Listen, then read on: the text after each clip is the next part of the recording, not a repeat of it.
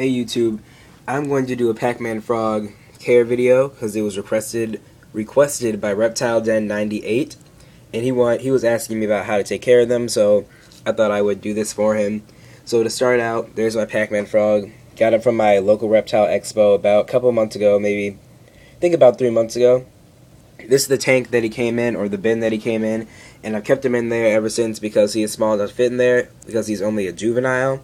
So let's start out with that. I got a Sterlite bin, which you can buy them at your local Walmart or Target or something like that. They go for really cheap. I like to keep Pacman frogs in bins because it keeps humidity up, and they can't really see outside of it too much because it's kind of, I don't know what's the word, misty. So they feel very secure, like it's darker inside a bin instead of a 10-gallon or a 5-gallon tank, which is very see-through. They can see everything that's going on, and it's really stressful for them.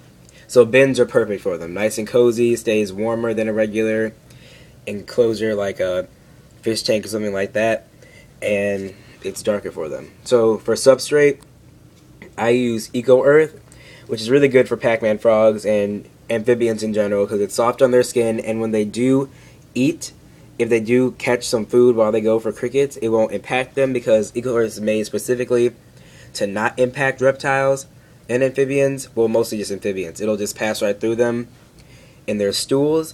And Eco Earth also keeps humidity great. Like, I can miss this maybe once or twice a day and it'll stay humid for the rest of the day or the rest of the night.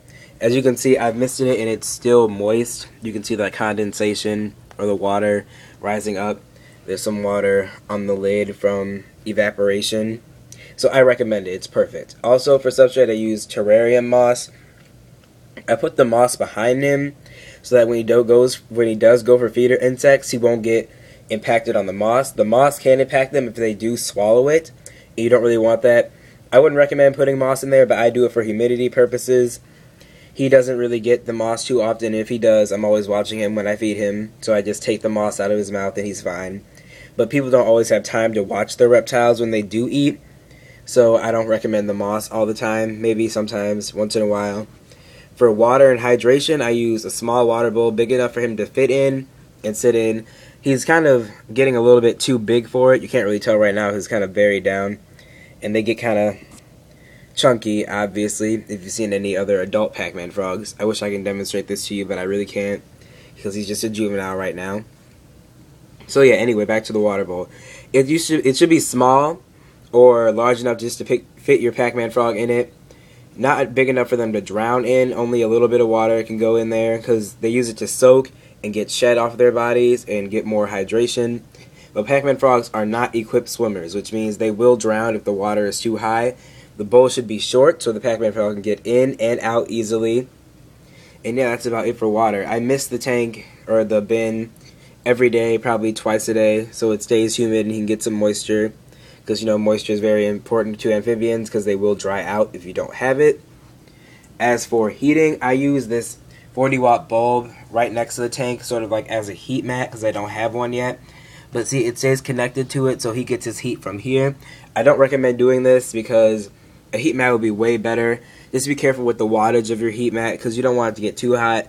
Pacman frogs like to burrow down into the substrate, so if they do burrow too deep, you know, it'll burn them. So be careful with that. So get something that's a low wattage, but don't use a heat bulb. I'm just using that because I don't have any money right now, and he's fine on it, so I don't really have to buy one.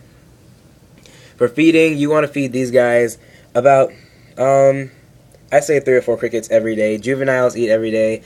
Adults can eat every few days, maybe every 2 or 3 days. And when they do eat, if you want to just feed them crickets, you have to feed them, I'd say maybe a dozen, which will last you a couple, like you can feed them a dozen crickets every 3 or 4 days. I feed him 3 or 4 every day since he's a juvenile right now. Since he's a juvenile, I haven't started feeding him pinky mice yet, but eventually I'll start doing that. Pinky mice are really good for them, but they can be fattening, so you only give pinky mice to them once a month. And when they do become adults, you can give them full-grown rats, which is about, you give them that once a month also, with some feeder insects in between, so they can stay full. These Pacman frogs do get really fat, so you got to be careful. You don't want to overfeed them because they are prone to obesity. Since they don't move around a lot, they don't really work off the fat, so it stays on them. And so since you don't want to overfeed them, they'll get obese and they'll probably die sooner than a regular Pacman frog would, who's fed on a regular healthy diet. Obesity and diabetes is very common with these frogs, so you want to be careful with that.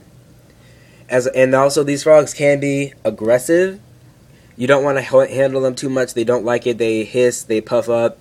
Like sometimes he'll bite me if I get too close to him. That's why I'm kind of not putting my hands in his face. Since he's a juvenile right now, he doesn't really have teeth, so I don't have to worry about it. When he does get older, you want to make sure that you don't put your hand in their face, because they can bite you pretty hard and they will draw blood. So yeah, this is my care on a Pacman frog. That's pretty much all you need. Water bowl, moss, bin with lids, obviously. Even though they can't climb, the humidity keeps them in there. Oh, he's trying to back away now. He's kind of scared. So eco earth, moss, heat source.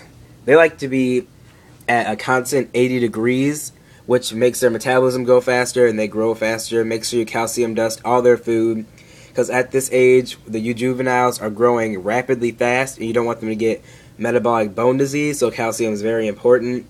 And yeah, if you have any more questions, leave it below in the comments. So yeah, thanks guys. Alright, bye.